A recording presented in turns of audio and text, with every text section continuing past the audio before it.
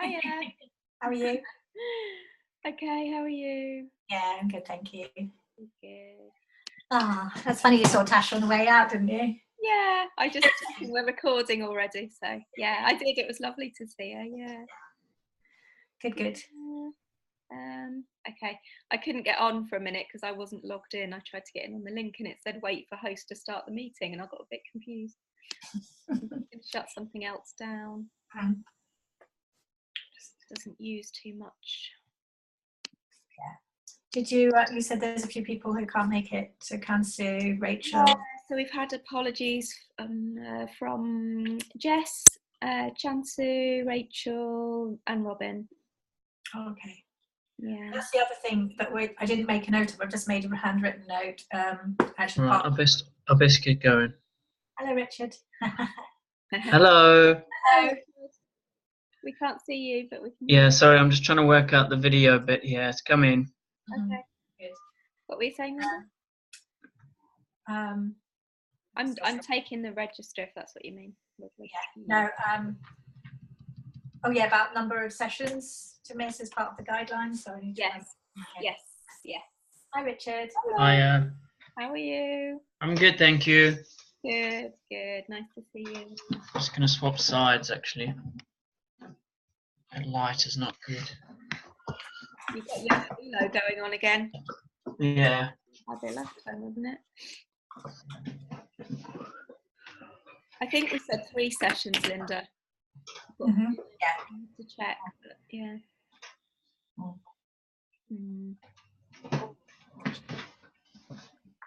Rena? Oh, what a lovely picture.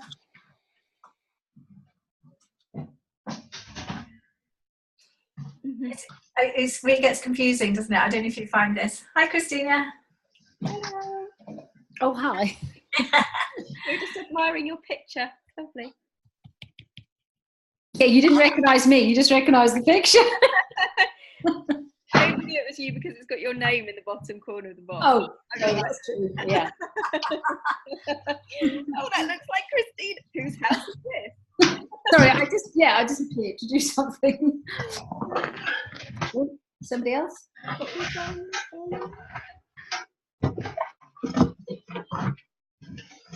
Richard. Could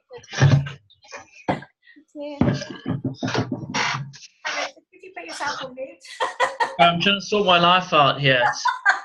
Can you sort ours out as well? Yeah. I'm struggling with my own, Katie, so I don't know if I'd be much help, really. Oh, have we got Elaine on video this week? Oh, good. Cross fingers. Oh. No, we've got the light of Elaine. Oh, no. Elaine feeling again. You're so radiant, Elaine. I'd forgotten all about having a test with Elaine this week, a trial. See if we can work out the camera. Are you with us, Elaine? I see your wall again. Yeah, I did have it all sorted. That seems it wipes it off every time. I'll have another go. Yes. It looks like a yellow ceiling, but maybe it's the light making it look. I know it's really strange. We tried ages and got it going last time, but that's peculiar. There might be a setting that you can turn it round. What are you using? What's your camera on, Elaine? Is it a laptop or an iPad or something? That's on a Yoda book.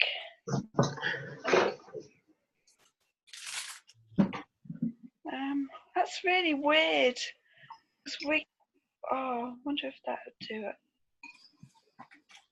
It's nice to see you. I didn't recognise what you said, so I probably can't help with technology anyway, so I don't know really, but... Sorry, that's a Yoda book. A Yoda book? Yeah. Sounds very Star Wars. That's peculiar. Oh. Sorry. Hi, Amy. Nice to see you. Congratulations on your radio show. I haven't heard it, but that was fabulous. It's amazing. It was a lot of fun. Oh, it looked like you're having fun. We were like freaking out just as we were going in. We were like, Oh, it was good. Like the presenter was amazing. So yeah, really glad to have her. amazing. It's great that the three of you could go as well. Keep the conversation flowing. Is there a recording of it? I'll have to have a listen. Yeah, it's on iPlayer Okay. somewhere apparently. I haven't listened to it, but yeah, apparently it's there. Scary to listen to yourself, probably. No. Very good. What was that on, Amy? What was that? Where did you do it? You're on mute.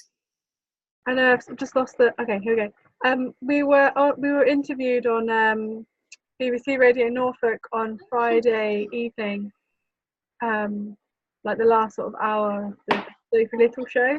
Oh yeah. But yeah, so it was really good. Yeah, it was good. Has it sort of like increased? Have people raised awareness? Has it helped? Well, I don't know actually. I mean, I don't know yet, but they want us to come back basically and do kind of like a regular thing. Because when we went in to talk to them about what we do, they were like, there's obviously a lot. We can't really get it in one show. Right. So it'd be great to kind of, have you back. So that's really good. That's brilliant. A regular slot, a regular food eating slot. Yeah. Nutrition. Yeah, it's kind of.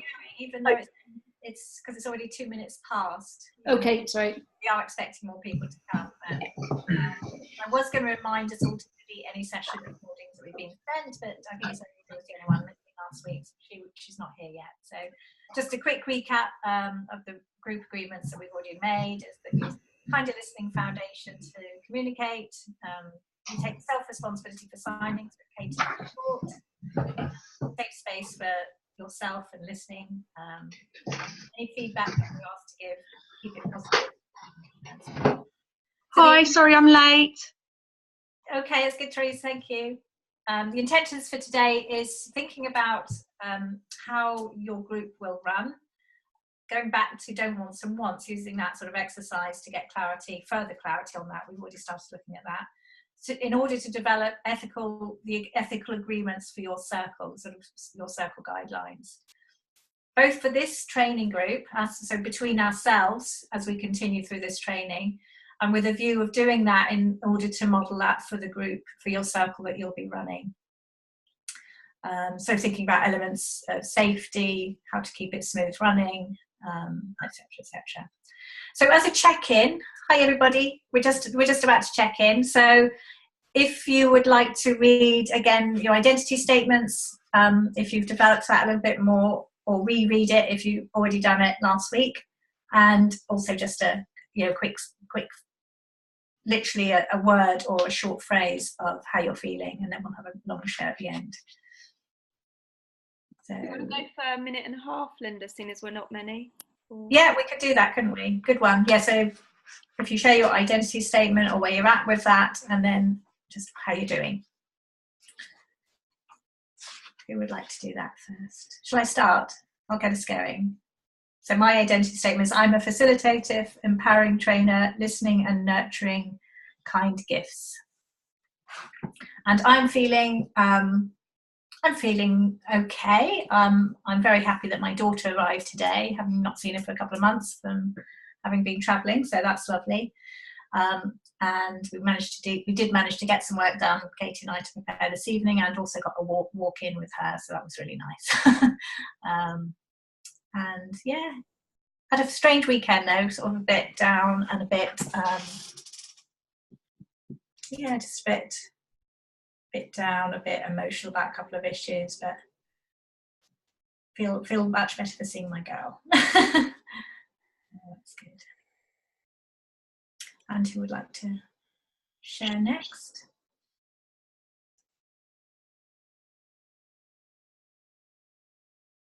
Hello everybody. Yeah, Teresa, how are you doing? Hi, I'm feeling much better than last week. It's been quite a busy weekend. It's had some difficulties, but I feel like I'm a bit sort of coping a bit better and a bit more centered and emotionally settled today. So that's a good thing. As far as the identity thing, I probably haven't thought enough about it, but I think it's because I've been kind of struggling with my emotions since last week anyway. So that's kind of been my priority, although I know I should be thinking about this too. But for me, it was kind of just getting through the week, really. And I did have quite a lot to cope with on Friday. But yeah, I'm kind of just calming down and feeling better now. So yeah, apologies about that. But I think that's something that will develop as my confidence develops. Yeah, and it might be just as a little sort of to help you along. It's like don't think about it too much. Just words that resonate you right now, and then maybe do it in a couple of weeks and see if that still resonates. Okay. Don't think much of it. Yeah. Let's have fun with it. Cool. Thanks, Teresa. And who would like to check in? Yeah, hi, Louise. Hello all. Nice to see you all. I was really looking forward to tonight. It's great. Feel so much more positive this week than I did last week. It's amazing what a week can do, isn't it? You just have these like insights, and I had a big insight probably last Sunday, Monday. So not the one just gone, but you know, the one before. And I've worked on that, and it's made a massive difference to me. So I'm feeling back in the room a bit more, which is great. And my car's fixed. Well, I've got a new car. It's not even fixed. That one's going off to the graveyard, and I've got another car. So I'm just tip top. So I feel a lot better this week. You can tell, can't you? Yeah. Right. So for my words, I have literally just been thinking about this today, and we did an exercise in some other group facilitating training that I did last week and finished off. And we did a very similar exercise actually, but we had to do it about each other. And it was really interesting to hear what people thought about me. Mm-hmm. It was really positive as well. Maybe that helps. But anyway, I thought about that, and I thought about what you've got written here. And I've written here, just for now, to start with, because I haven't given it a huge amount of thought, but I am an open-hearted, nurturing and focused listener and supporter. Pretty basic, but it says what it does on the tin. Yeah, awesome. Good one. Love it. Thank you, Lou. We'll check in. And who would like to say hi next?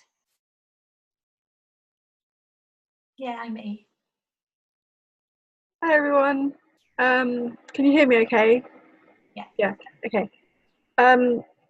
Yeah, I'm really tired. Like this time of night is really challenging for me, so I apologise. I'm just like sort of staring into the abyss. I'm listening. I'm just have to get up so early.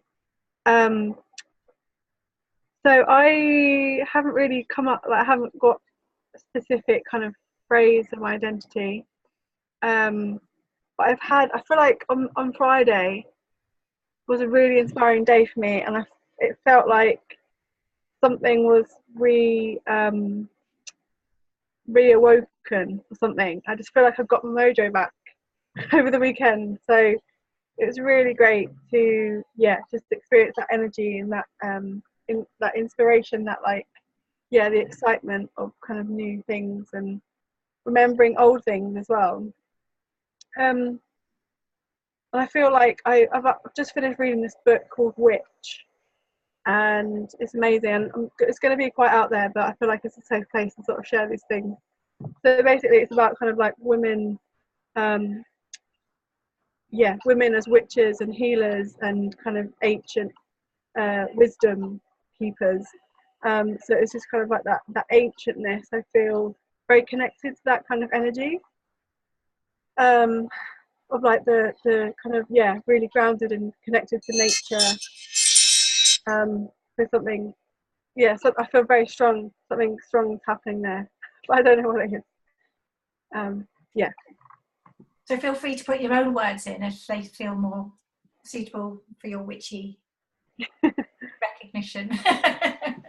Love it. Thank you, Amy. That's awesome. And who would like to next? Yeah, Richard. Hi. Hello everyone. Yeah, my week's been good. Up until about an hour ago, and I saw a friend of mine yesterday, and we kind of agreed, but didn't agree to catch up after work today. And I was waiting for him, and he was waiting for me, and he went home and cooked a dinner and made a cake, and I didn't turn up, and so now I'm feeling awful because he's really upset about it, and he's kind of he's vented to me via text, and he's feeling really low as it is, and I don't think this helped. So I think I was a little bit of a sounding board, so I received quite a few expletives in the text message a few minutes ago, and it's not nice because you do really take it personally, don't you? Yeah. So anyway, so that threw me a little bit, but I'm focused and I'm present, but I will have to try and do some patching up, I suppose. But anyway, I hope most of my statement still applies. I would say I'm open-hearted, courageous, curious, compassionate, positive, independent, lover and communicator, who's skilled at understanding, nurturing, encouraging, observing, and guiding. Awesome. Those are lovely adjectives. Thank you. And breathe. Bless you. Thanks for being here, Richard. Appreciate it. Cool. And who would like to share next? Christina, Katie. Yeah, Katie. Oh, yep. Need to go next. Yeah, I hope we can replenish you with some love, Richard. Sorry to hear that. I feel it deeply too. As sensitives, I think that throws us, doesn't it? Getting stuff like that. Really resonate with lots of what people have said. Actually, I've had a really good week too, after having a massive realization last weekend that I've worked on as well. Brought a lot of stuff kind of out of my body, it feels, and I just feel this kind of new sense of calm around an issue. So it feels really good, and I just spent the weekend with my ex-stepdaughter, which was really lovely to see her. She was suicidal a couple of years ago, and she's doing so well. I'm so proud of her, and it's just amazing that we could just spend a weekend and just talk non-stop about like-minded stuff. And I'm reading the Witch book too, Amy. So yeah. Also feeling that part of that kind of feminine, witchy, ancient movement too. So my statement, which I've just kind of quickly cobbled together, and it's really at the moment, and it changes day to day, to be honest, but at the minute I'm an authentic, open-hearted, empowering visionary who's constantly evolving. That's kind of Love it. Fantastic. Thanks, Katie. And Christina. Yeah, my week's been quite busy. I went to Milton Keynes again on Wednesday to shadow the women who are on the Springboard programme who've experienced domestic abuse, and it was quite inspiring. In fact, it was really inspiring because the changes in these 6 women is just magnificent over the month, the plans and, you know, their self-confidence and self-esteem. So that was good. I have to be honest, I'm a bit like Amy. I'm quite tired today, and yeah, there's been a lot going on, a lot with Autostella. I think I've had some doubts about some of it as to the depth, and it just seems all to be very much me at the moment, and I have to drive it, and sometimes I sort of have some wobbles about it. And sorry, I haven't actually worked on my mantra at all. I know I had something about sparkling and succeeding, but no, haven't had chance really. No worries. It's there for you. Thank you, Christina. Brilliant. Lovely to see you all. Let's have a look where we are. Elaine. Elaine, sorry. Yes, because I can't see your face. I know. Sorry, Elaine. So sorry. Bless you. Hello.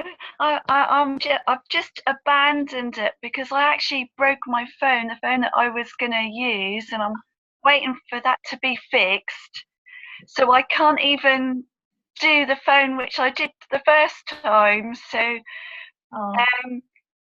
the software, I don't know why it's not working on the program, because as soon as I come out, I've come out several times, you can get it, but as soon as I come on, that's facing the ceiling again, and I've tried twisting it, but you still can't see me, so... Okay, no worries, as long as we can hear you. Oh, good. Yeah, we can hear you.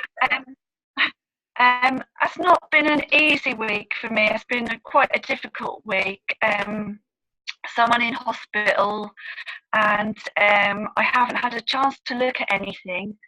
But I also did the other facilitating training, and I've looked at life quite differently, because I've seen, the different ways we can all see one another, but it only takes one to see one thing, and then other people can see the same thing. So that's really encouraged me. That's encouraged me to see different things in people, and to try and look at all of us from different prospects and different understanding, which is a good thing. Cool. Yeah. And did you come up with your sort of identity statement or something? No, not really. I just think I'm finding out so much more all the time. It's very good, interesting, Oh, good. You'll just keep it in mind as what you're wanting to aspire to, really. So that's the purpose of it. It doesn't matter. There's no deadline for it, so it's absolutely fine. We've got lots of weeks together, so it's all good. Oh, good. Right. So what we're going to do this evening rather, is thinking about how this group runs, this sort of training group, what we don't want and want within this group. And that's with a view to developing the ethical agreement circle guidelines for this peer training, this group, and as a way of and then using that to model how you would then go on to create a template, your guidelines for your own circle when you start that. So we're going to go through that sort of process tonight for us, and then you'll be doing the same when you start your group, if you know what I mean. So last week we bear with me. Yeah. So last week we read about peer support, the aims of the group, and the role as a facilitator. And before we go into creating our guidelines, I think it's important to just identify what's the difference between the guidelines we're creating for this group and the guidelines you'll create for the group that you'll be forming. How does that affect the difference in the agreements that we're making? And what ideas do you have to contribute to change how we're running maybe this training group? And we'll sort of just have a discussion about that now, an open discussion for about 10 minutes. And then we'll go into more depth of that sort of after that open discussion. I don't know if it's last week now or the week before, Katie sent out her guidelines for the group that she runs. I don't know if you remember seeing that. So that's the kind of thing we're talking about. So what open comments do you have about the difference you see between the group, guidelines for our group that we'll be developing this evening, and also the guidelines for this kind of circle that you'll be running? Just what ideas do you have about that? Just an open discussion really to kick it off.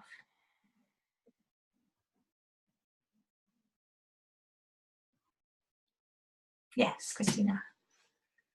I suppose just one of the main differences is that we all have a huge range of themes that we're bringing, whereas we're specifying one particular theme that we will be supporting.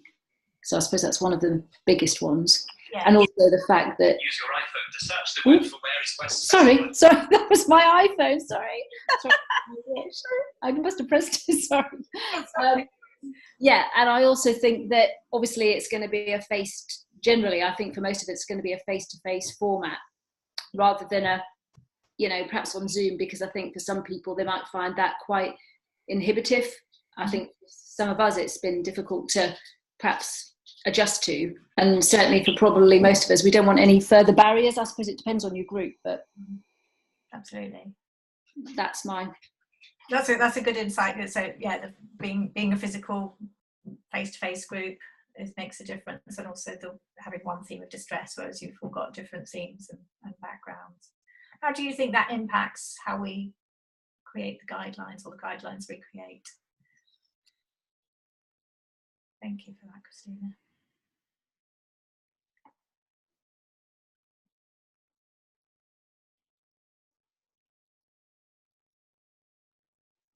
Big questions, aren't they? I can see you're really working hard at this.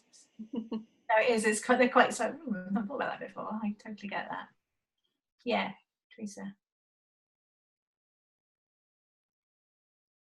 Well, not necessarily answering what you just said, the question you just asked, but when you're saying differences, I think one of the things that I'm thinking about is that because we've got varied subject area between us, it might not be as triggering as it would be in the same group all the time. So that's something that I'm aware of and like have like concerns about, and sort of knowing how to handle that well. What was the other thing? And also, like, because we're a group that are all learning at the same time, we're all very respectful of taking turns and all the rest of it, whereas it could be quite different when we're facilitated in a group who some people may be like really hungry to speak and have like stronger agendas. So that's quite different to me, I suppose. They're the things that stand out to me as being the biggest differences. Yeah, really, really good points. Thank you. And I think, as we're thinking about our guidelines for this evening, to be also thinking about what can we put in our guidelines, which could be transferred to your guidelines, which would actually look after that anyway. So the emotional triggering potential, and I've just gone completely blank what you just said. There were two things there, weren't there? The emotional triggering potential, and to repeat again, Teresa. And the difference, I suppose us being all more respectful because we're on the same all here to learn something as well. Training and process, yeah, absolutely. Yeah, that makes so much sense. Cool. Yeah, do. Just picking up on something Teresa said then when she said about, we are able to sort of allow each other to take turns and all the rest of it. And that's really, but Zoom also helps us to do that in a funny sort of way. It's a tool that actually stops that jumping in and things like that, where some people might get triggered. And so in a way, I suppose what I'm trying to say is that the tool that we're using is actually quite helpful because it's stopping that kind of, you have to think and wait and think, right, so obviously we do want to do this thing face to face, and I much prefer that. So it's about looking at how we actually are when we're reflecting and trying to transfer that over to the group and saying that's a really good tool to use just across the board. You know what I'm trying to say here? It's because the Zoom is the thing that we're using, it's sort of enforced on us, but we are actually doing it anyway, but we're more aware of it perhaps. So there's something I'm picking out there, which is brilliant, Lou, thank you. So actually what we want somehow in the guidelines is to instill that idea of reflecting on what you're going to say rather than just sort of jumping in. And also, having the structure that Zoom provides, which can't exactly be replicated one-to-one, but what is it about that structure that can be replicated? And this is really good, Just pick up on that again as well. I think that's Elaine. I've just seen your hand. Just noticed you. I just to pick up on what you said, Lou. I think that's such a good point, and maybe to think about when you run your groups, if they are in person, what tool could you use instead of Zoom? So, for instance, in my group, I use a talking stick.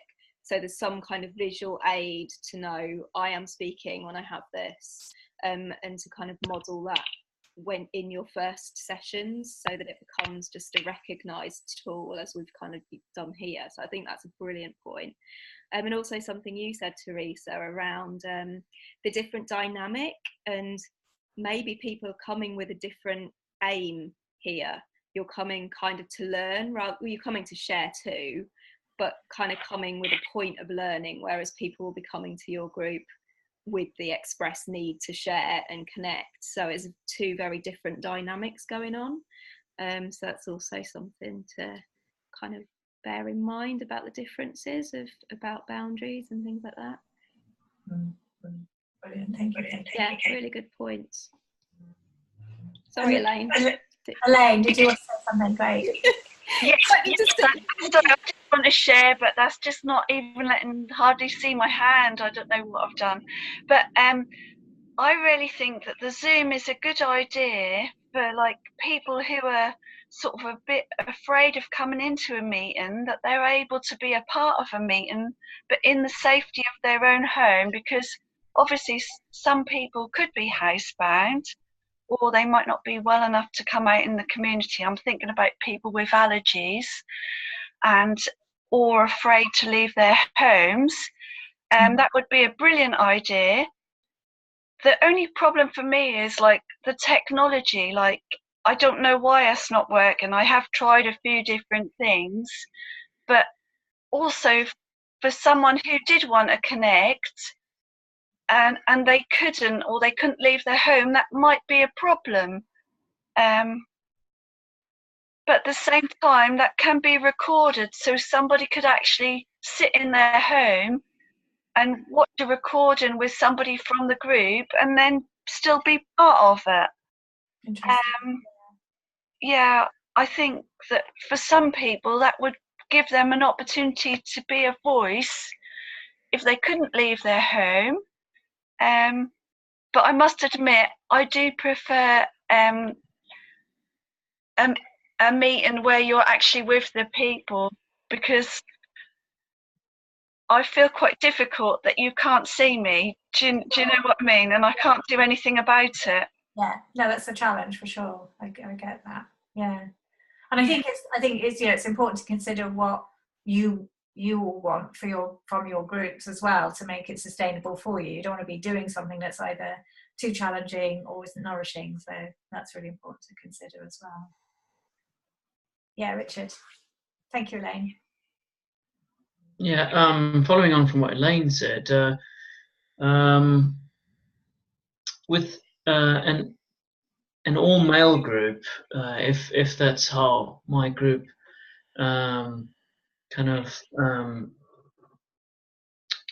if that's how my group was going to be manifested, the research has shown that for some men, coming face to face and in small groups is far too intimate, and and they may feel very vulnerable. But one way to counteract that is to have some kind of an activity where you can do it as a group, but involve aspects of what we're doing now as part of that.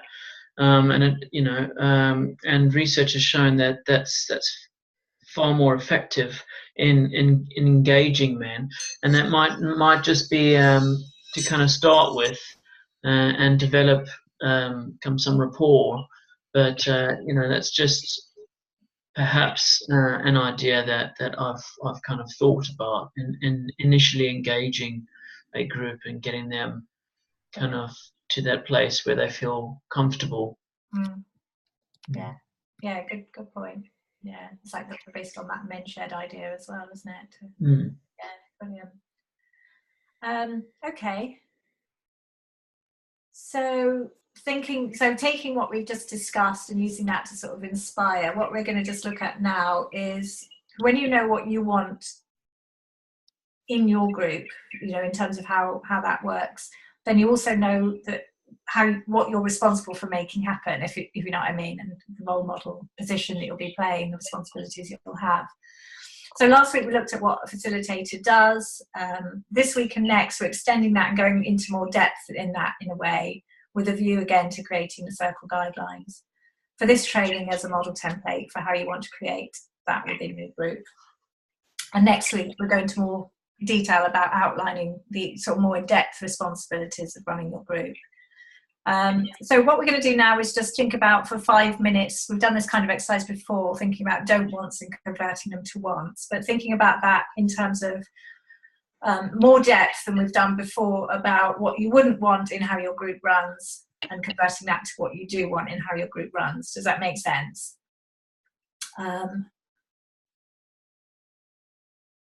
Yeah, I think that's, yeah. So are we good to do that for 5 minutes until, do you think we could do that by 25 too? So just under 5 minutes. Yeah, and then so come back with a list of what you want, and then we'll have an open discussion, and I'm sure there'll be some repetition. Okay, go ahead. I'm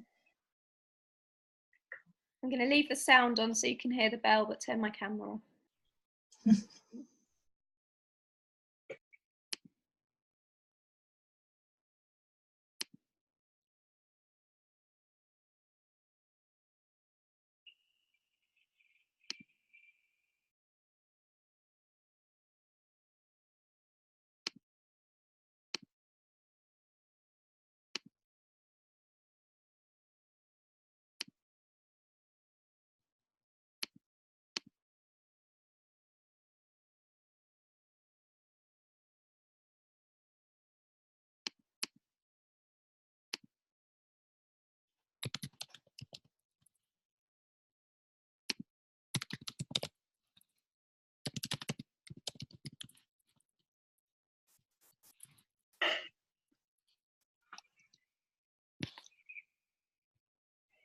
Yay!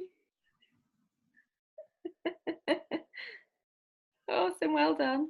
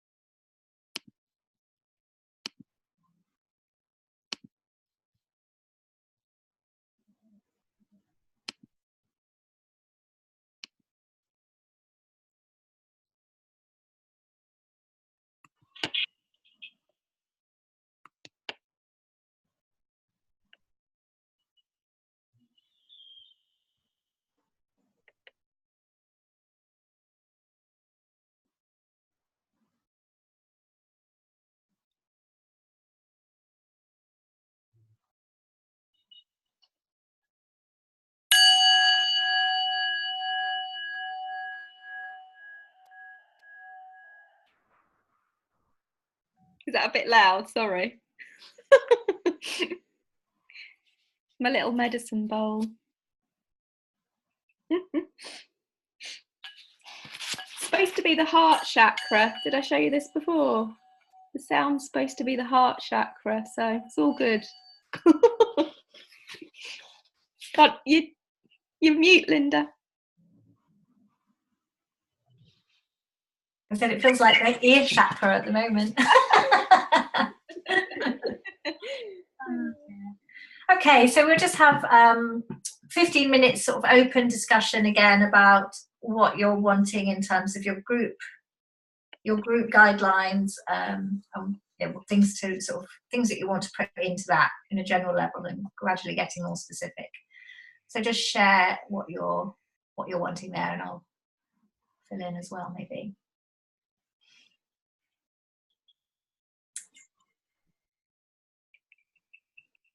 Who would like to? Yeah, Lou. Thanks for starting us off. So just to start off with the wants, is that right? So, Yeah. I mean, I did the don't wants, but actually it's easy to write what you want. So wanting to be non-judging and accepting, and with a good, safe degree of confidentiality, so people feel trusting and safe. That's baseline stuff for me. Yeah. I can carry on, or someone else. Does anyone else want to share? Shall I carry on? Sure. Okay. Kindness and compassion, empathy, listening, quite important. But good listening, quality listening,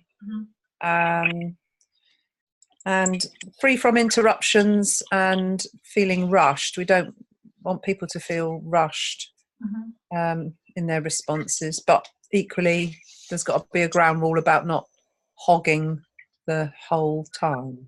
Yeah, is what I'm doing now. So just shut up. Brilliant. Bye. Brilliant. Thank you, Lou. Very self-reflective. Yeah, Amy. For me, it was kind of like sort of, Brené Brown style. I don't know if everyone knows Brené Brown, but kind of the willingness to like rumble with stories. So it's sort of tied. I've got 3 that are sort of tied into each other, which I feel comes with like compassionate communication between participants. So just kind of having that, which also then needs like, I feel like there needs to be some kind of knowledge or experience, or I don't know, something, so people can actually hold emotion. If it's going to be really emotional, and if someone's telling something that's really, hard for them to share and is quite emotional with big emotions, kind of like knowing how people deal with that. Because I think it can be people either shut down, can't even handle it, and then that's where I feel that there could be a little bit of conflict, maybe, I don't know, but yeah, so that kind of willingness to say, this is my story, this is what's going on for me, but also saying, like, respecting each other with that compassionate communication, that everyone's going to be seeing things differently. Yeah.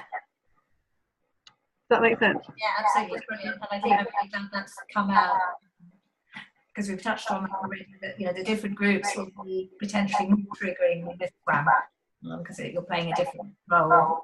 And, so am I hearing, or is it just me hearing that? Okay. You were echoing. Yeah, it's weird. Okay.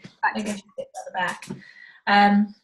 So that it is having a foundation, as you say, for compassionate communication. So although the people that come onto your group won't have benefited from kind of listening, the training, but actually one of the things I'm trying to do is to get that out there so that people can come on that without charge or very low charge. I'm still working on developing ideas around that. But not everyone will want to do that, not everyone can do that, etc., etc. So actually it's just finding a way for you to maybe use some of the stuff from there in order to communicate in a safe way, isn't it? So using the principles at least, yeah. Do you mind if I just add something there, Lindsay? It's just come up over around, you just made me think, Amy, about how in my group we've always come back to actually how important it was to set these guidelines together right at the beginning.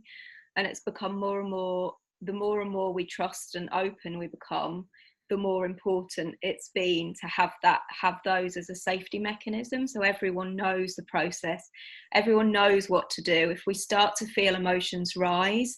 So it's having tools to deal with those things, and I think we're going to talk about this in more depth later on as well. But it's like, if this feels a bit futile going over and over the ground rules, that's kind of a really good reminder about why this is so important. And something we use in my group, which we actually brought in later on because it did start to get heated and emotive, was to bring in a breath bell. So we have a little bell in the middle of the circle, and if anyone starts to feel uncomfortable or too emotional and they need to stop, the sharing to stop and to take a breath, anyone can reach for the bell at any time. And if someone reaches for the bell, then we have the opportunity to, it's a recognised, we're going to take space, we're going to take 3 breaths. But then that person has to own why they requested that break, like what it was that was difficult for them. And I think we'll be talking about this kind of stuff in more detail, but it just reminded me, your question, Teresa, earlier around how to manage those types of things. There are tools that we can use. So it does, try not to feel overwhelmed by that at the moment while we're doing this, but this is, why it's so kind of vital to go through all of this. And thinking about for yourself as well as, going back to kind of listening, maybe reviewing it, especially that bit about the compassionate communication, different levels, and you modelling that, using this group to model that and practice it, so that once you're starting a group, you know it's so inside out, or whatever you're comfortable with, whatever level you're comfortable with, so that becomes, if it's not already, and it may well be, becomes your way kind of thing, that you're modelling that, and then you can more easily bring it in as a guideline, if you know what I mean. Richard.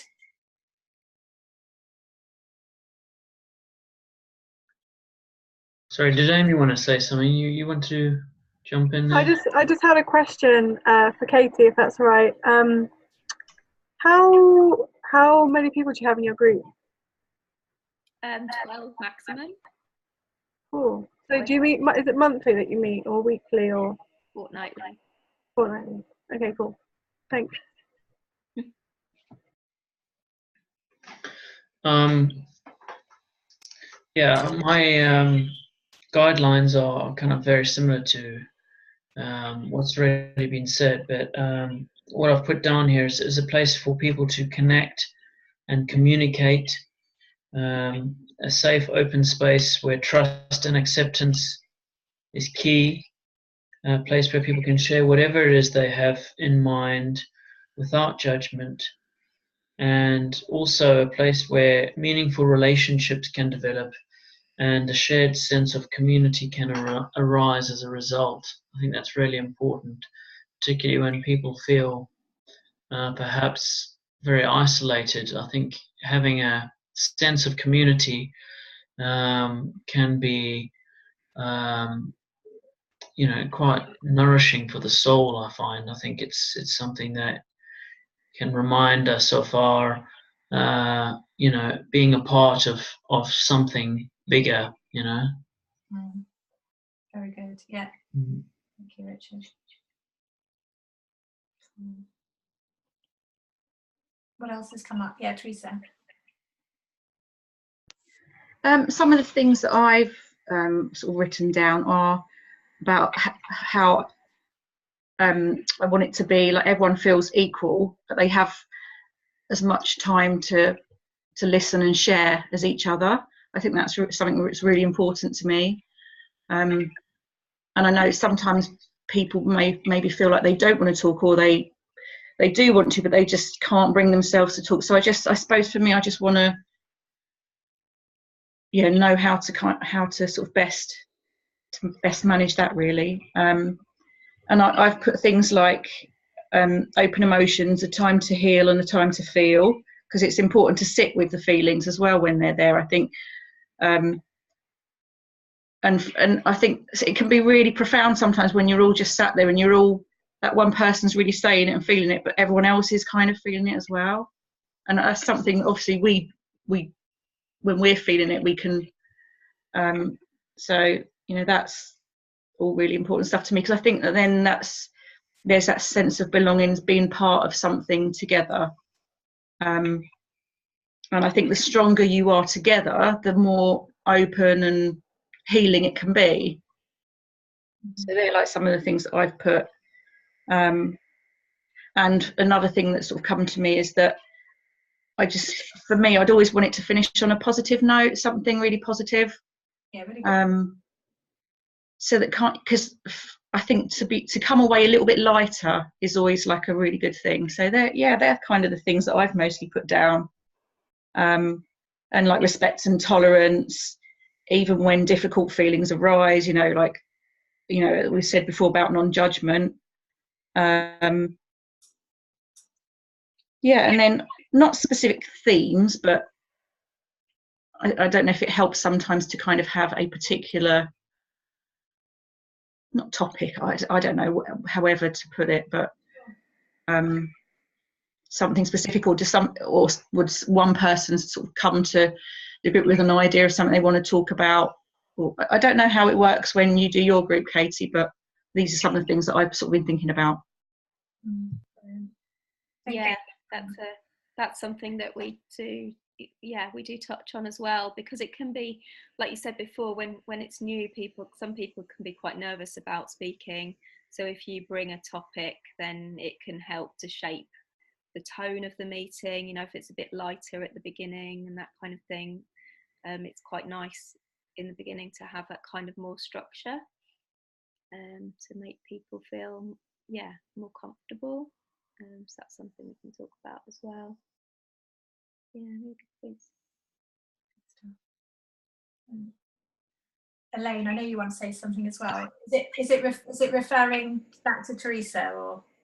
No, that's just to say, really, I think that you need to have time to sort of listen to people, not so that they're not pressured, but also, like, you will get odd revelations from people, which could sometimes come as quite a surprise, but you need to have strategies to be able to either de-escalate that situation or to lead them on safely, because they might, like, I'll give, for example, somebody told me the other day that their mother died quite recently of cancer, and you know that we were just talking about something and that brought it up, but that's like, you know, telling people if they don't want to share, they don't have to, but they've got the opportunity if they want to, or having something ready to refer somebody on to, so that they just don't feel trapped in that situation, you know, sort of, or even following it up the next week quietly. Are they all right? You know, like I've seen you do that when we've come. You've sort of said, was there anything that worried us, and were we all right? You know, you don't have to be specific, but giving people the opportunity to really share something that they weren't ready to share before. Brilliant. Yeah, there's some really good points coming out. Thank you, Elaine. Brilliant. And one of the things I think you both touched on there was like that, you know, that willingness either to share or not to share, and maybe building the courage for sharing. And I think that, you know, one of the reasons we have that very brief sharing at the beginning, a brief check-in and a brief end check-out, is to give those people who aren't very comfortable sharing, at least they will be speaking at that time. There's like a tiny little bit of pressure there for someone who's really doesn't want to speak at all to speak, because they're really being invited very specifically just to share something very briefly. And we go into a bit more about the group dynamics and someone overtaking a meeting or someone not sharing at all a little bit later as well in another session. But yeah, it's really good to bring these things out. And leaving on a positive note, making sure, and there's sort of almost the safeguarding issue that you brought in there, Elaine, is really valuable too. And again, it's using you know, practicing with each other, maybe separately from here, but also within here, practicing using those questioning techniques to open up, to go deeper, or actually to reduce and minimize the emotion so it can be contained within the group. Using that kind of thing, using empowering language so that you're drawing out strengths, you're drawing out their resources so that there's a chance for that to end on a more positive note, following a deeper share or a more emotional share. And also a very, very important point, again, that we will go into more depth later, is that thing about safeguarding. What is our duty of care as a facilitator? And actually, as group members, what's the duty of care with each other? Because the idea is that everyone's coming together to support each other. It's not just you taking that responsibility, supporting everyone. So the things that, just to quickly summarise the things I wanted to ensure we brought out, definitely how, you know, the communication structure, using kind of listening, compassionate communication levels, practicing that here, modelling it, and so on, possibly bringing that in, that we speak from I think, do you do that in yours, Katie? Yeah, brilliant. Sorry, I've just got it up there. That's why I'm looking up there. Sorry. I'm here. I've got it up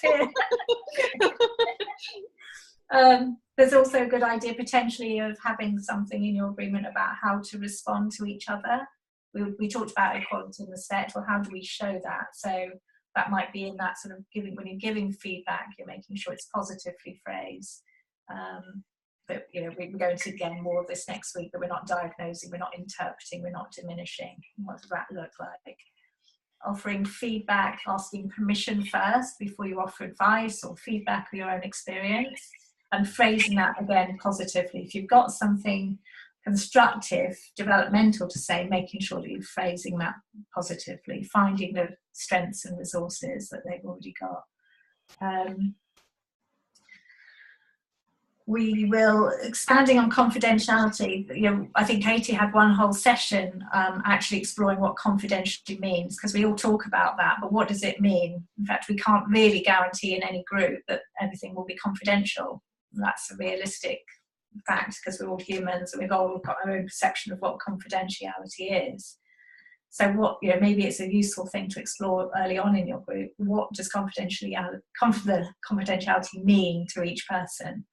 What does that look like? You know, does that mean it's okay to share a subject matter, a sort of story, without mentioning any names? Or is that actually, could you feel vulnerable because that feels like you could be identified, and all that kind of stuff? So it's good to explore that. With referring, you mentioned, Elaine, if someone does need further support, how do we do that beyond the group? You know, is it okay to offer referrals? Is it a bit too biased to offer just one person that you've used? Actually, it's probably better to offer 2 or 3 people. So having that resource available for you, that if you're needing to refer to someone more specialist for more specialist support, you've actually got a few options to share, so they can pick the one that suits them better. The idea of not sharing and how that impacts the group if someone just doesn't share at all. In fact, we've had that in one of the earlier emerging kind groups. Someone just isn't comfortable sharing at all, and actually that is impacting the group, so it's something that's come up. So it's good to just explore this stuff. This is something we need to bring up as well within this group, how to structure attendance, arrival time, home place, if there is anything to do outside of the group. So we will be discussing a bit more, like, what do you think is okay within this training group? If we miss a session, that's fine because we've got the recordings, but is there a limit to how many sessions we can miss to really be part of the group before it starts impacting each other? So that's a big part too, sort of have a responsibility to each other in a way. I think that covers it. Out of group gossiping is also, you know, if you're creating sort of friendship groups within your circle, what happens when those maybe people pair up and start talking about the group or talking about individuals in the group outside of the group? How do you deal with that kind of thing? So there's a lot to consider there. So just bear with me. So I think that's covered all the things I wanted to make sure we brought up. So we're due now for a you mind if I add a couple of things? Yeah, of course. Yeah, actually, I was thinking we had to break now, but we don't. We've got another 5 minutes to carry on discussing. If there's anything or a couple of minutes, or however long you want. Just a few things that came up, just really inspired by what everyone said, and also wanting to kind of reassure again that, you know, we will be spending time looking at creating resource sheets. So for each of your groups, because you've got different themes, we'll be having a session on what do you include in your resource sheets. Where can you refer people to if issues come up? So I'll be kind of supporting with doing that as well. And also, Elaine, I think you mentioned really good points, and I think it's next week. I'm going to be sending a sheet out to prepare, that you can read to prepare for next week, because there's quite a lot of stuff around de-escalation. What do you do if something happens? And also redirecting, so how to redirect the conversation. So if some difficult conversation comes up, like how to go about sort of wording to use that you can minimize the impact and redirect the conversation. So yeah, those things, I didn't want to kind of leave them unacknowledged. I know you mentioned them, Linda, but it was just about saying that we are going to cover that in more depth. So yeah, they're really complex issues, aren't they? And it's interesting, when I did this with my group, we just thought, oh, it's just going to be 15 minutes, we'll put together some guidelines. And actually it was really kind of good conversation material. Actually, it's like, what does confidentiality mean to each of us? Because everyone had a different idea about how comfortable they were with some things or not others, and what do we do if people don't turn up for a few weeks, and what's our responsibility to each other. So actually, yeah, it created conversations in itself, just doing the guidelines. I think in the end we ended up spending 2.5-3 weeks just creating the guidelines, and it's been worth it. It feels a bit onerous to start with, and you might not do it exactly in your first session. You might want to kind of people to feel a bit more welcome rather than heavy, but it's definitely worth spending a lot of time early on, because we've found now that we refer back to it a lot and we feel safe because we're going deeper. And yeah, it's a structure that you're creating that is part of the safety. Yeah, by creating those guidelines together, all agreeing them, when something comes up, which inevitably may well, you can say, well, wait a minute, we said we'd all agree to this. Yeah. Or we revisit. We say, okay, we didn't cover this issue, let's revisit the guidelines and include something. Yeah. And that's happened with our group as well. And it's great, because then it becomes more of a collaborative thing rather than you leading it in the beginning, which is, ultimately it's going to be that you leading it in the beginning, but as the group evolves, it can become more collaborative and feel more like a community and cohesive. And it's a really interesting process, and we're going to talk about stages of group development as well, aren't we? So yeah, it takes the pressure off you as a facilitator to be the one. Yeah, well, wait a minute, I said this needs to run like this. It's taking the pressure off because you've all agreed it, and you've got that to refer back to. So actually, we all said this. Are we wanting to change that now because this has come up? Or do we need to stick with this? And you put it out there. So it's a really great way to work, actually. Mm-hmm. Cool, which does take us just about to the break. So what we've done so far is, looking at that. And next week, as I say, we'll look at how this impacts, how you do what you do, your responsibilities as being a facilitator, really. Cool. So after the break, we'll be looking at actually creating an agreement for us, for our training circle, for our training group. So 5-minute break, come back at, let's say, 8:05, so you've got an extra little minute there, just to be rounded. See you in a bit.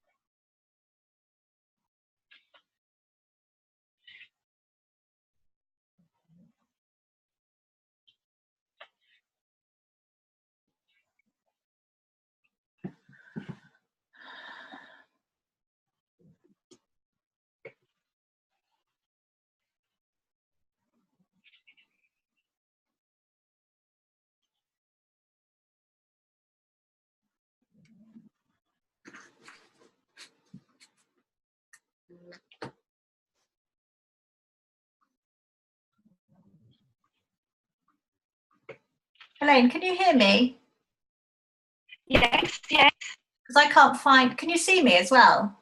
yes, yes. Oh, okay. I've disappeared from my own screen, but that doesn't matter. I was just thinking. I was worried that I didn't. I thought I disappeared from everybody else's as well, so I don't know what happened. Thank you. That's all right. If you can see me, that's fine. You are there.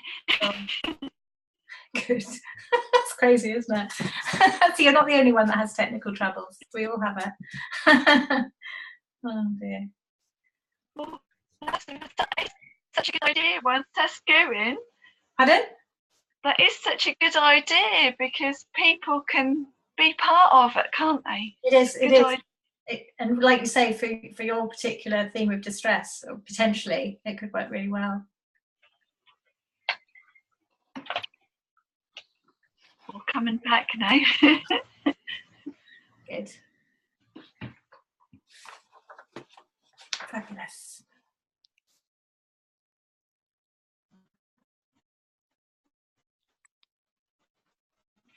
Sorry, Linda, I just seen you sent me a message. That's all right, I sorted it now.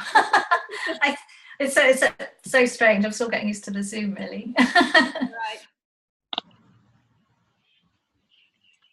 Yeah.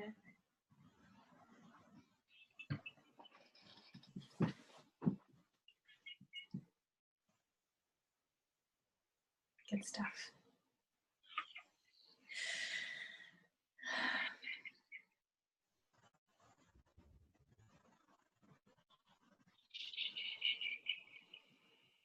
Right. Just wait another moment for.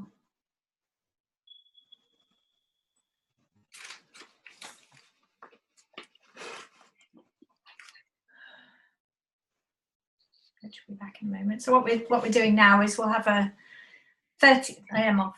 Yeah. 30-minute open discussion about the agreements for this training for this group, building on what we've already sort of started off with, which that's directed onto you, making sure that or checking in whether you still want those ones to be in, which I would probably suggest we do, and what else we need or what else we're comfortable with.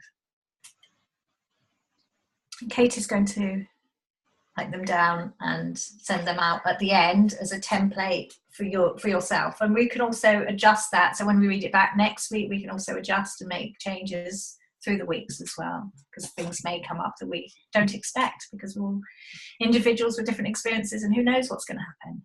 It's all very exciting. So obviously you've got or somewhere you've got Katie's group guidelines, which is a nice way to, it's one way to sort of structure it. The ones we started off with are, having a kind of listening foundation of how we speak to each other, having the timings, having self-responsibility for keeping track of our own timing, but also having someone with a bell. So Katie takes on that role, and it might be useful for you to have someone in your group that takes on that role of keeping track of timing, having the sharing stick, preparing yourself before you come into the group so that you've been to the loo, had something to eat, reasonably rested, had a few deep breaths after a situation like Richard just had to come across beforehand, and offering positive feedback and all that good stuff as well. So just let's have an open discussion about what we need to include. Katie's going to make some notes, but also it will be recorded so we can always add on to that later if we miss anything. So what feels really important? What's maybe the first thing you want to have in there?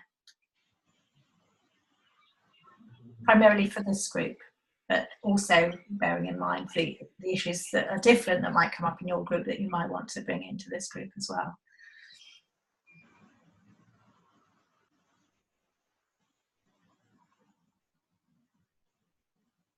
I suppose it might be helpful as well to think, because it's hard, isn't it, to think sort of straight how to start. Yeah.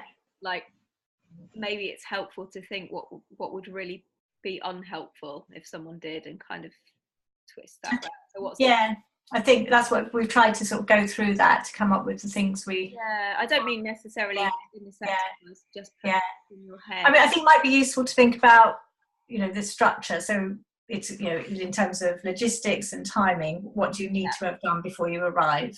What do you need to have done to make sure that you sign in just before 7, that kind of thing, and are ready and present. Yeah, so just sort of basic things of, self-care, making sure you've had something to eat possibly, or something, you've got a cup of tea ready,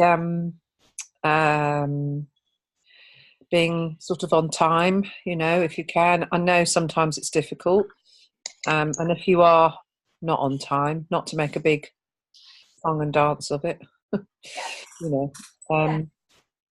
Although actually sometimes people need to offload a little bit, but you can usually tell, I think, if someone's really troubled and they're joining the group. So that's kind of nice to acknowledge it, but it doesn't necessarily have to happen at the moment when they arrive if they're late. Yeah. Does that make sense? Mm-hmm. Yeah. So what I'm hearing there is that we come to the group prepared. So we've self-cared, we're ready to be present. Yeah. And there's another thing there as well. So that's one thing. Another thing I heard you say really was that we aim to be on time, and if we're not on time, we come in quietly and wait for that opportunity to unload, kind of thing. With respect for what's already happening in the group. I mean, I think if check-in's already happened and you're joining after check-in, I mean, that happened to me a week or two ago when I couldn't find the place I was trying to find, and I was trying to join the group, and I know the group, and I was annoyed that I couldn't find. I was a bit all over the place and I couldn't find them. So I was upset and I had to find an administrator to take me to the room. I mean, it was that bad. And they'd started and they'd done check-in, and actually they asked me if I would like to do check-in, and I declined because I thought I could tell it wasn't probably a good idea. So, but because I was asked, it was actually really nice rather than just skimming over. And they just said, do you want to do check-in, Lou? We have done it, but we can go back to that. And I just said, oh no, just get on. Let's get on. You know, I don't need to do that. I'll check out instead. And but it was, what was nice is acknowledgement and being asked, I think. And so bringing something like that in is what we do anyway here. I mean, it's, but you know, making it known, really. Okay. I think what we're also trying to do is think about how we want to phrase this. So as well as the idea principles, it's like let's getting down to almost what could we write, how could we write a sentence around that. We don't need to completely define it, but that's great. Thank you. Richard, were you wanting to say something there? No. Okay, cool. Right, what else is coming up? Yeah, Elaine.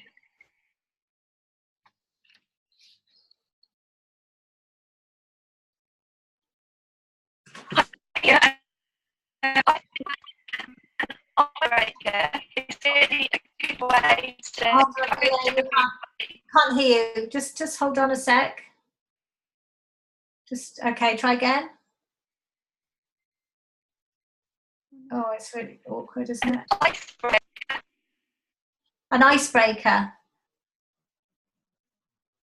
So you're very cracked up, so we hear little snippets. But I heard you say icebreaker. I'm breaking up, I think she said. Oh. Breaking up.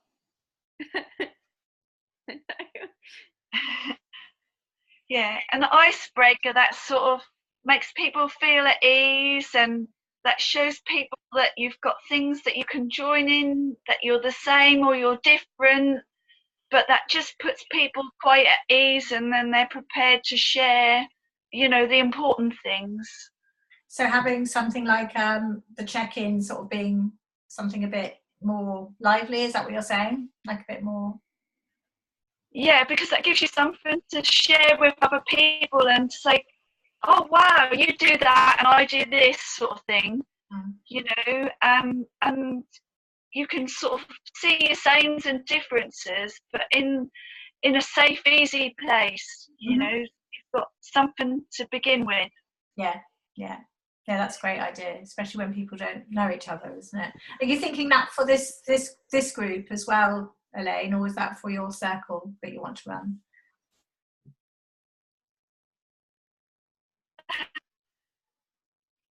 Well, I think for this group, we've got to know each other quite well. Just like when you get new people in so that they can feel part of it, you know? So it's really hard to hear exactly what you're saying. So I think I'm getting you're thinking that for your circle as opposed to this group, that we already know each other quite well in this group. Is that what you're saying? When people don't know each other well. Cool. Yeah. First session. Cool. So that's one that you could take away with you in your mind for your own groups, kind of thing. Yeah, brilliant. Thank you. Cool. Well, let's maybe run through Katie's guidelines that she has for her group and see what of those feel like resonate and apply and feel important for to take on for this group, for our training group. So she's got, we arrive at each group having taken care of our self-needs. I think we've covered that one, Lou had said that. She's got, we use kind of listening as a foundation for our communication during each session. Does that sound a good basis? Yeah. We do not interrupt anyone sharing, but raise a hand if we'd like to speak. Sounds good, doesn't it? Yeah. If offering feedback, we always seek permission from the person sharing first. We treat each other with kindness and respect. Together we provide a safe, confidential space, not not taking anything spoken about outside of the group. So that's what we mean by confidentiality at this stage. We aim to listen with compassion and curiosity, communicate from I with responsibility, and refrain from advising. Awesome. We attempt to stay present with unconditional positive regard. Yeah. We develop awareness of our own triggers and share them using compassionate communication as appropriate. We could put in there maybe adding that we use PAT and follow that with compassionate communication. Could add in that in there potentially. We bring our authentic selves to the group. Everyone feels comfortable with that? Yeah. We take responsibility for our personal energy.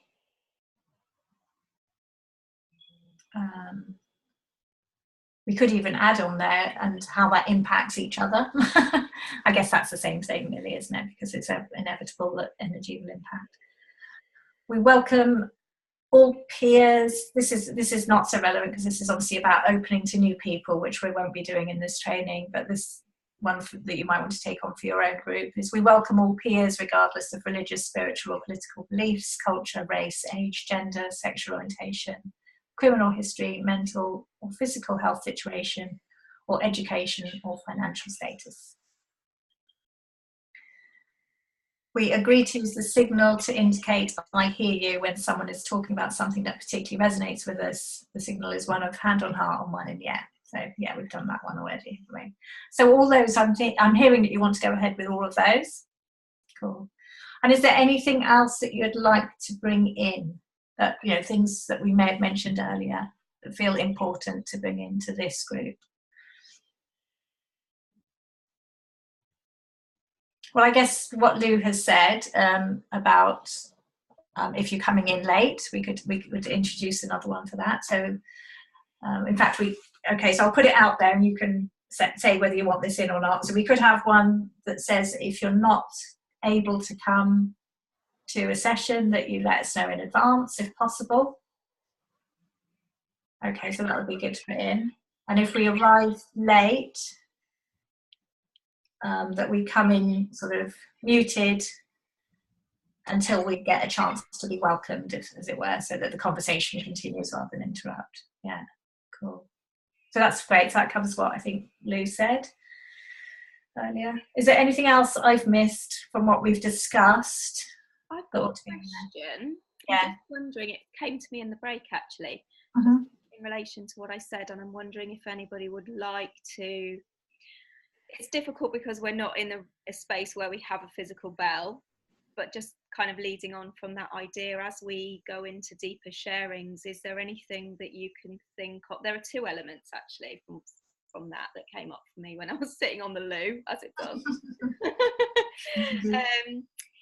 One thing I forgot to mention was these kind of things in themselves need really careful checking with your members, because they could be triggering in themselves. So if somebody had a bad experience with a bell as a child or something, you know, had a school experience where sounds can trigger people, you know, anything that you bring in needs to be done really delicately. Or if another member of the group suggests it, just to remember to check it out with all of the members. It needs to be a kind of democratic decision that you're going to use that.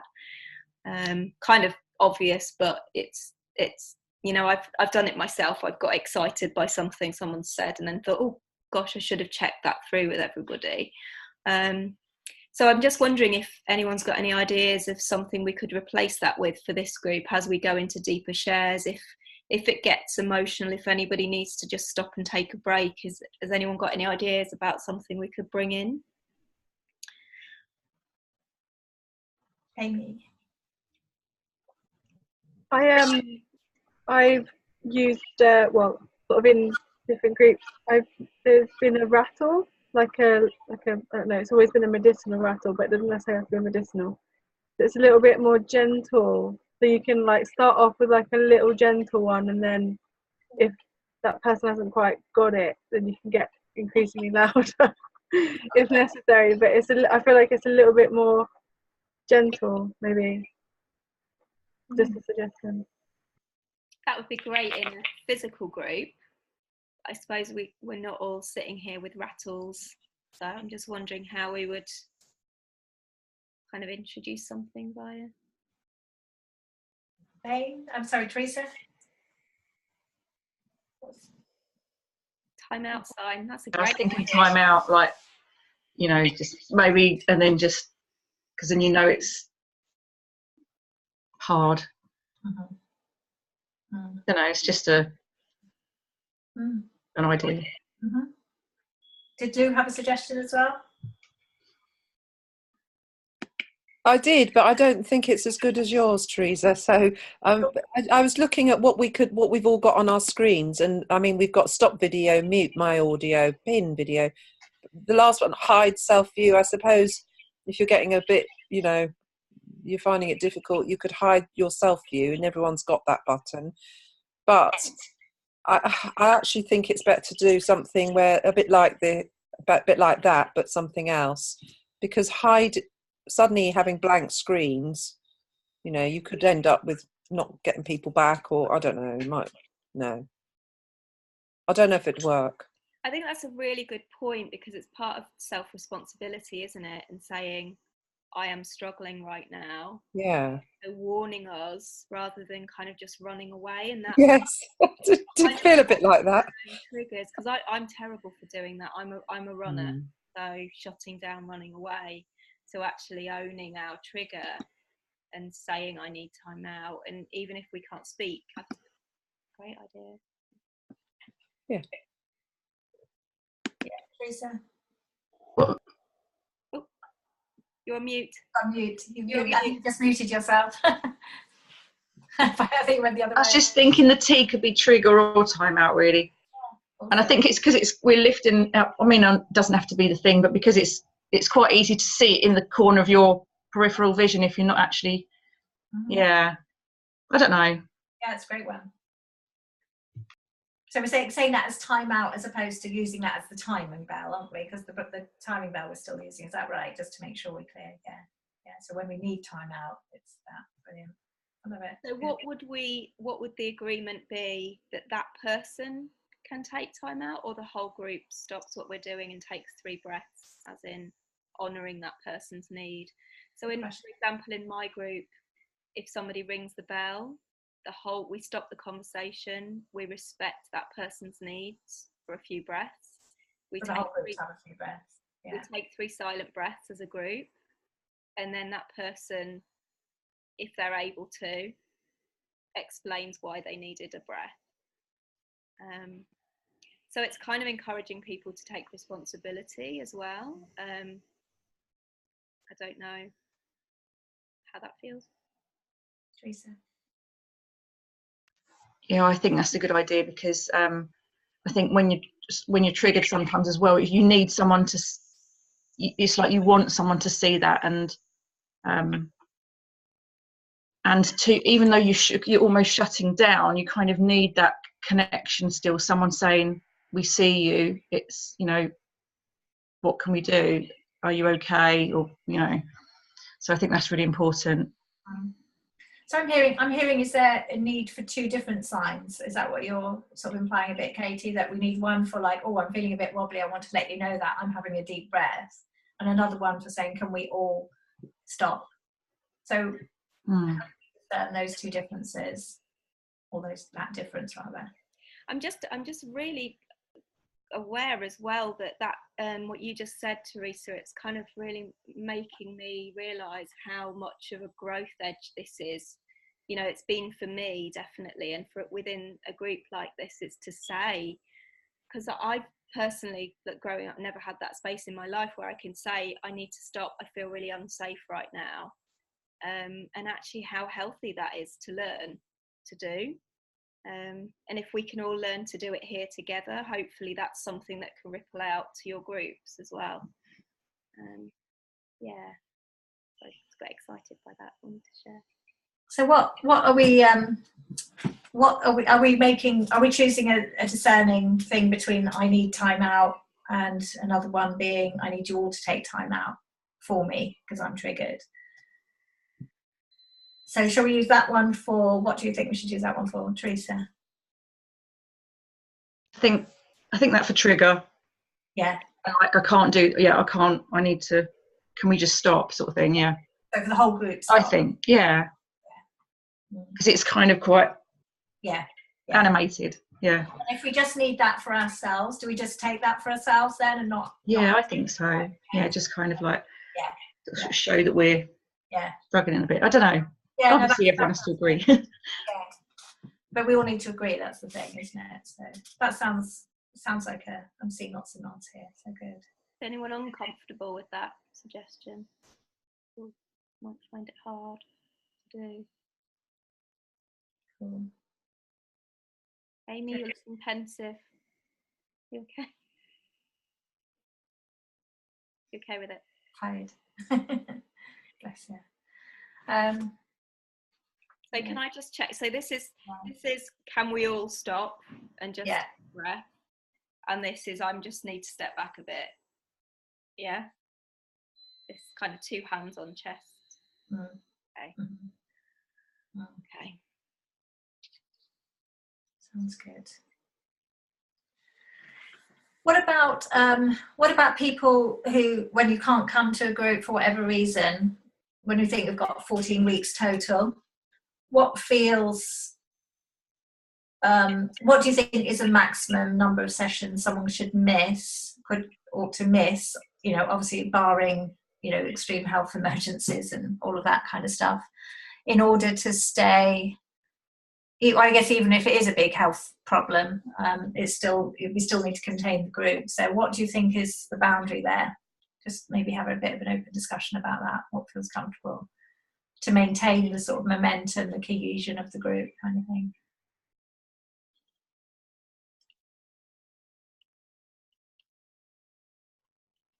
Maybe I should start that off with our previous experience. Would that be helpful? Yeah.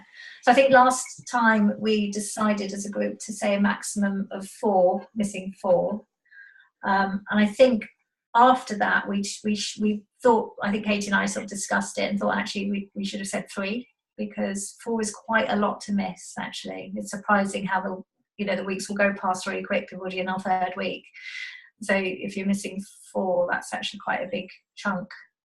In terms of getting to know each other and that trust and sort of safety feeling of sharing and contributing and so on and so on. But how does that sound to you?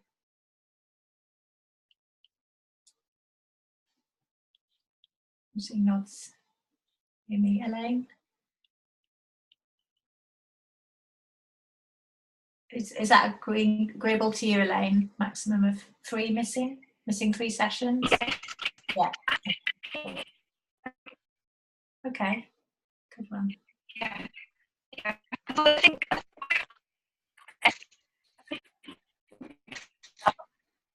Oh, so annoying. We can't hear you, Elaine, properly.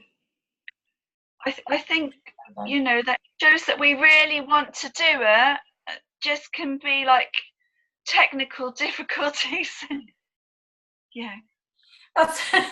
We can see you tonight, Elaine, and even when we can hear you, we do count you as here. It's all right, you're fine. Bless you. Oh.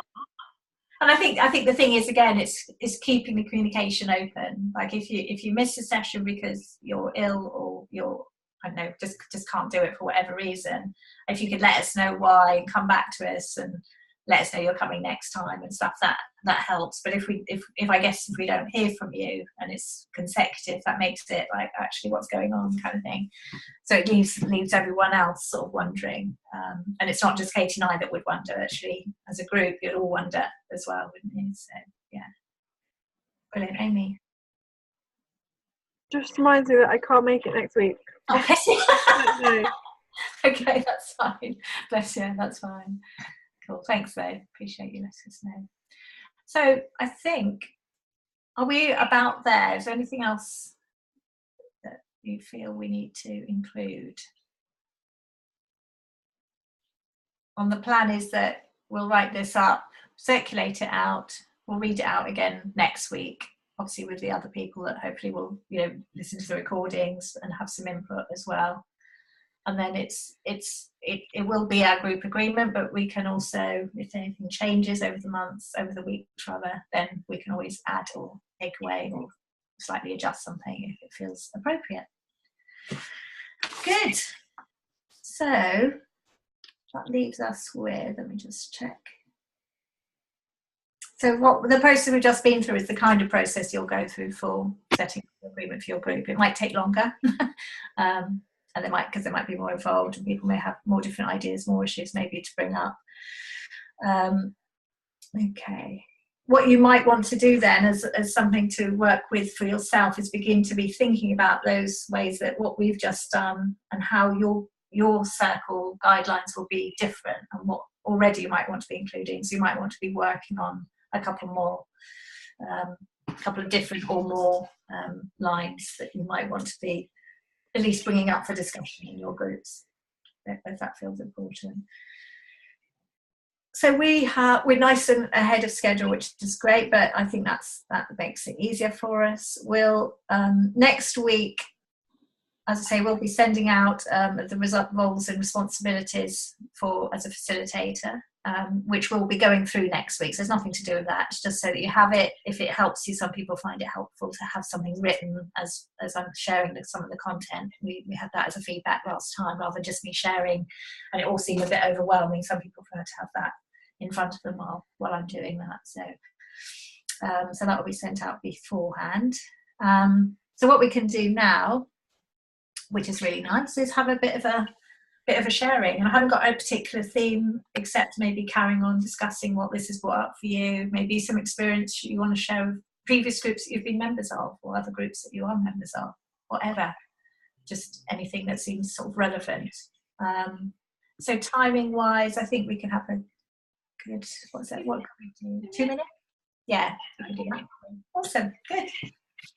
So a closing share, something around this subject. Yeah, Amy, thank you. So I just wanted to, sort of share about, because I've been running workshops every other Sunday with Robin, and they're sort of slowly, sort of transitioning into, like, we're giving plenty of time for people to share. So we're basically, you know, starting with the whole holding that space, and, you know, sort of setting our group agreements with them about what they need to feel safe to talk about certain things. And it's just, we were sort of talking about yesterday how some kind of like magic voodoo goes on when you know, you have that space to literally just share, and it's not a conversation. We're sort of introducing like the talking stick, introducing, like, you know, sharing to people that have never done this before. So at first they're a bit like, you know, why are you making me hold the stick while I talk? But they're really, like, on the third week now, they're really getting used to it, and they know what it's all about now. Because we've had a couple of situations where people have tried to give advice, and, you know, we sort of really went in heavy yesterday, but like we sort of came in with the guidelines of, like, this is what it's about. It's about, like, you sharing and being heard and being seen, as opposed to people trying to fix you. You know, if you want feedback, obviously, you know, ask for it. That's entirely up to you. But yeah, it's been really interesting to know that something magic happens in those moments of, like, sharing and being seen and being heard in such a profound way, that it's ultimately really simple, but it's just so profound. So yeah, it'd just be good to know, yeah, like specifically why I really want to learn a bit more is, like, holding that strong emotion and what to do with it eventually. Yeah. Brilliant. It's lovely to hear you share. It's fantastic. Thank you. It brings a lot of depth and nourishment to know that you're actually doing this already. It's awesome. Thank you. Very good. Yeah, Teresa.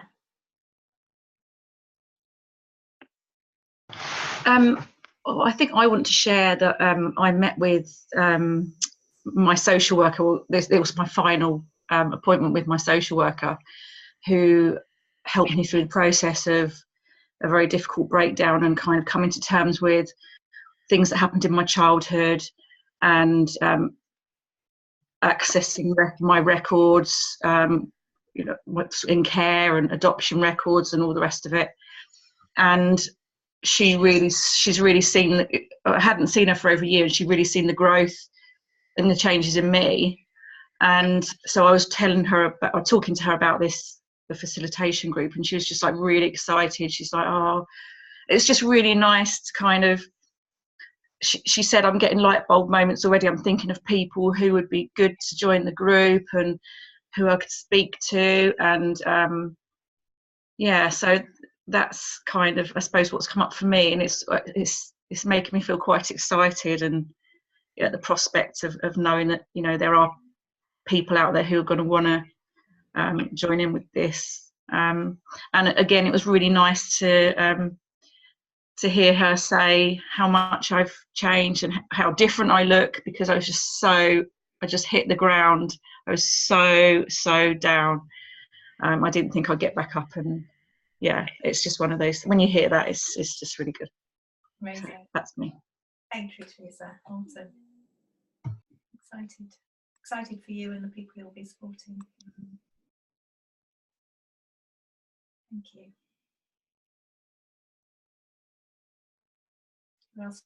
Who would like to share next about their experience of groups, or their thoughts on what we've been sharing, guidelines and so on? Smooth running or not so smooth running. Yeah, Katie. Yeah, just following on from what you said, Teresa, that's just, I felt really emotional hearing that. And it's what I hope is that it will continue to help you to grow too, because that's absolutely what I found. I kind of started this thinking, I've said it before, that I was doing this for other people, and actually what I've realised is it's absolutely for me too. And it's just been such an amazing experience, growth space for me, and just a brilliant, and it continues to be, part of my journey, and the collective wisdom. It is, Amy, it's like total magic, isn't it, that happens in these spaces. It's like something energetic goes on, in this collective wisdom that comes in when people are in a room together and just respecting that space. And it's been, this, I know this training is hard work, and it's it's heavy for a while, but it's so worth it, so worth it. And I just I suppose if you ever come to a point where it feels like, oh, is it right, is it too much, it's like, try and remember that, because it's just been such a blessing in my life, and having these moments to reflect on that, and the blessings it gives me is really, it's beautiful to share that with you all. And I hope you get as much from it as I have from mine. Wonderful. Thank you. Yeah, do. I don't feel I've got a great deal to share for some reason, but I'm very encouraged, I think, by everything I'm hearing. And also my own training from work, which was on almost the same subjects but compressed into 3 days. But one thing we did, we actually had to facilitate the group as a practice run. Elaine will know what I mean. And it was a really interesting experience to actually not only be on the training facilitating with the group themselves, but then have to devise an activity which would develop that group a bit. And all day, for the whole day, we did each other's activities and took part in that. And it was really interesting. And I think it's sort of doing it, which I suppose that's, I did 2 days of theory, but doing it that day just put a lots into place, being the third and last day. So, but hearing, Amy there saying about her group, and the good things that are really happening around all this is it's really encouraging. And I think it just builds your confidence, you know, because we all said we were really feeling very unconfident in this group. That was the shared worry. And I was one of them. You know, I just said, oh, I haven't done this for a long time and really worried about it. But actually just doing it was wonderful, you know, and people were so open to it and compassionate and respectful. We only had 15 minutes each to do our activity, which was hardly anything. But yeah, it was really powerful and helpful. And then we all got feedback, positive feedback, and it was, again, really useful. Thank you, Lee. Brilliant. Elaine.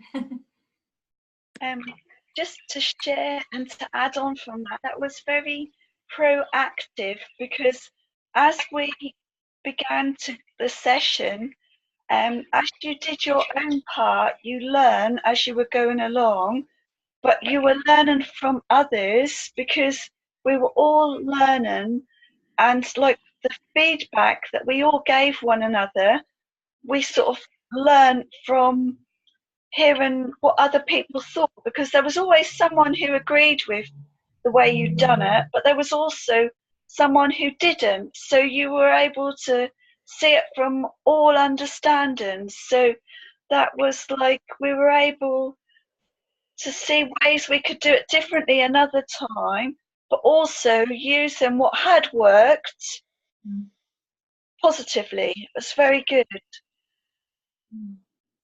That's brilliant that you, Amy's having constant sort of working in this kind of way already, and you two are just having this current training. It's awesome as well. Okay. It does sound like a very compressed version, because we'll have 4 weeks of you all having practices. So yeah. You've got 45 seconds left, Elaine, if you want to add anything. Oh, it was just good to say that they picked who we went with, and who I went with, we were totally different, but it came through, and that surprised me. That really did. Yeah. That's really awesome. Good stuff, all growing stuff, isn't it? Good. Thank you. Christina, Richard? Yeah, Richard. Oops, sorry. Yeah. Yeah, I haven't had any experience other than this one of any shared groups, so I can't really compare it to anything. But you know, I can just echo what everyone else is saying. I mean, it feels as though, you know, as a first experience, this is already a very rewarding experience. It's something I look forward to, and you know, some weeks I might have more to say than others, but you know, I think that's just being human, isn't it? And I think we're all here to accept each other in whatever state we're in. I think I'm a little bit preoccupied today because of a previous conversation with a friend of mine that has been playing on my mind a bit. So, but you know, I think I can be honest and open here, and I feel that, you know, I'm not going to be judged, and we're all going to have times where we perhaps are feeling a bit more engaged and more focused. Yeah, I really do value this group, and I can feel that it's going to be a significant part of my own self-development, having everybody on board with me. So thank you. Awesome. Thank you, Richard.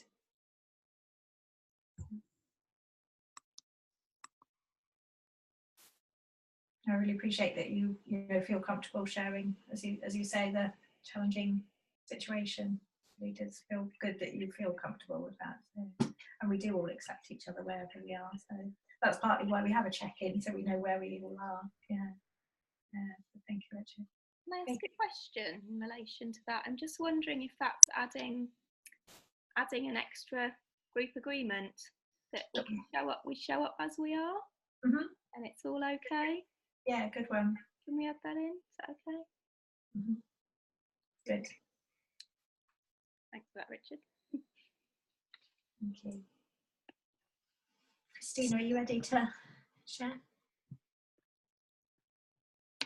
Yeah, I think it's this group in Milton Keynes, and just to see the connections that they've made, even though they've only met for 3 days in total, and how they're growing, how these women are developing and growing. But they had an inspirational speaker. They have an inspirational speaker on each day, and this lady came. And bear in mind, these women have all experienced domestic abuse and have lost various things in their life, whatever it may be, physical, material, whatever.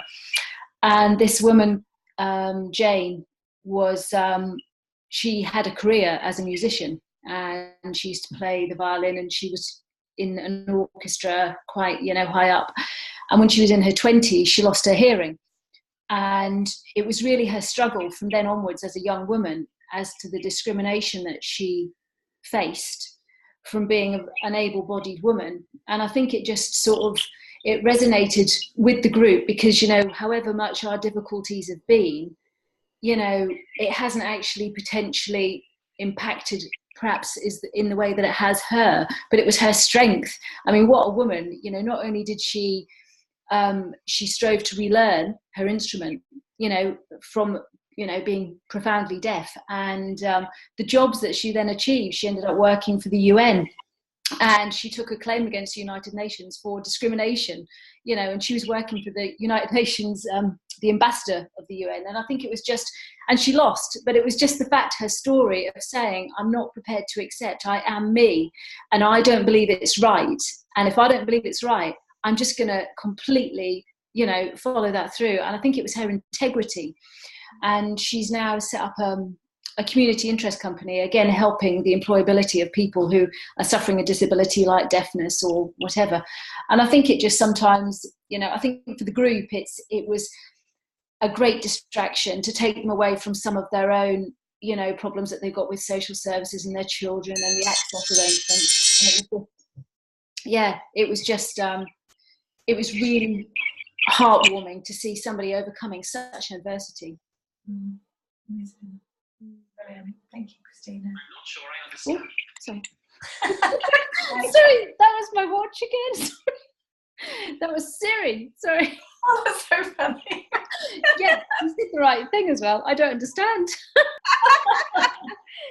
Oh, I love it. So funny. Technology, hey. And I guess thinking back, I mean, it was finding a group, a circle that really kept me sane, I think, literally, when I was going through what I went through, and feeling so alienated from and just completely disconnected and judged and ridiculed a little bit by everyone who had ever loved me. It was finding a group of people that heard me, that made me feel okay because they heard me and asked questions that made me know that they knew what I was going through, and they shared, and that resonated with me, so I had courage to share a bit more, and my courage to share helped me make sense of what I was going through and helped me reflect on it, and all of that started to make me feel okay and more confident, and inspired me to start, with Katie encouraging me as well, to start a group which ran every week for 2 years. Katie was part of that. And the bonds we made, and it wasn't a structured group, I called it Unleash My Spirit. It was like a spiritual support group. Whatever experiences you were having or had, it was just coming together, making sense of it. And so many times it was like, oh, at last, here again, thanks, I can be myself, kind of thing. I don't have to pretend because of all the pressures that people are under.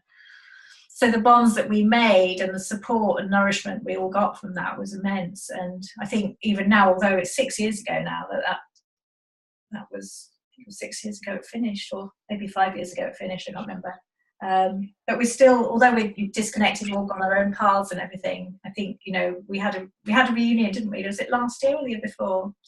Last year. And it was like, wow. So the bonds are so strong. And I think if we put on another reunion, we'd all like, yeah, I want to do that. So it's just so lovely. So I truly think it kept me just about on the right side of sanity, because had I not had that, I would have probably believed, the view that I was psychotic and, unbalanced and not well. And thankfully I managed to get over And here we are.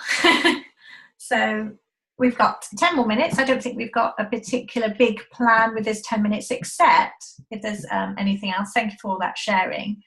But I think the other thing on the agenda at the end there is the Christmas get-together date, which we're struggling with, and what to do about that. Is that something we just want to put out there, I think? Katie, where are we at with that? Yeah, I just wanted to run by people because I can't, from the doodle poll, I cannot find a date that everyone can make. And it's really, really challenging. And I'm just wondering if there are any particular days that would be easy for people, if there are days in the week that weren't on the doodle poll, or we didn't include Sundays. I know you run sessions on Sundays, Amy. Is it every week or? No, it's not every week. We've only got 3 left, so. Okay. I'm just wondering if weekends are easier for people because most people are working, or if a weekend, an evening in the week is easier. It's really challenging. And then I can update the doodle poll again to see if we can find a date. Or indeed, would it be easier, I know it sounds unfestive, but would it be easier to do something in January or something when things are quiet? Or would that be like a bit dull? Or would it be nice because actually it's some nourishment, which would otherwise be quite a dull period? Putting that out there. Yeah, Teresa. I think that's quite a good idea. I think you could do a meal after, and then maybe just like more I know it wasn't going to be formal anyway, just like a coffee and catch up thing or something maybe. Or maybe like a couple of different evenings. I don't know. I'm just trying to think, if people can't make one, they might be able to make the other, or I don't know.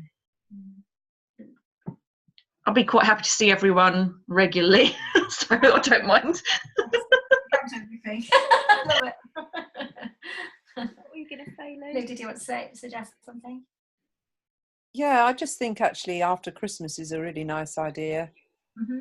Because there's so much on. I mean, I've got kids stuff coming out of my ears, different things I've got to attend, and that's why I was a bit restricted. But after Christmas, there is nothing. January, it just is so boring. There's often some good meal deals in January as well. In nice restaurants, they often do some good deals. We have a New Year's, not New Year, but just after New Year's, a 2019. I don't know.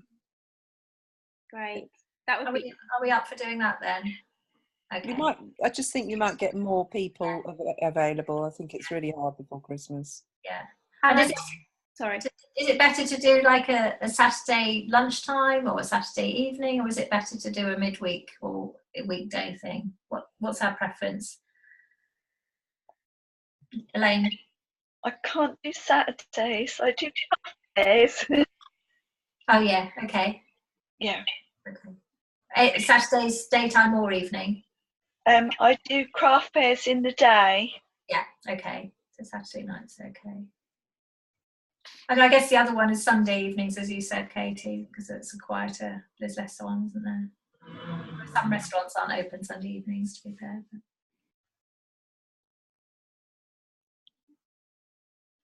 I'll send a doodle around. And the other thing is, Teresa, I love your idea as well. And I'm just thinking everyone's got everyone's contact details now as well. So if anybody wants to initiate some coffee dates, please feel free to email everyone. You know, it doesn't have to be us that initiates that. So, yeah. And we'll come if we can. Love it. Brilliant. Good. Okay, everyone. Thank you for your engagement and attendance and wonderfulness. And see you all next week. You're wonderful. Take care. Lots of love. Lots of love. Have a great week. Bye. Bye. Bye.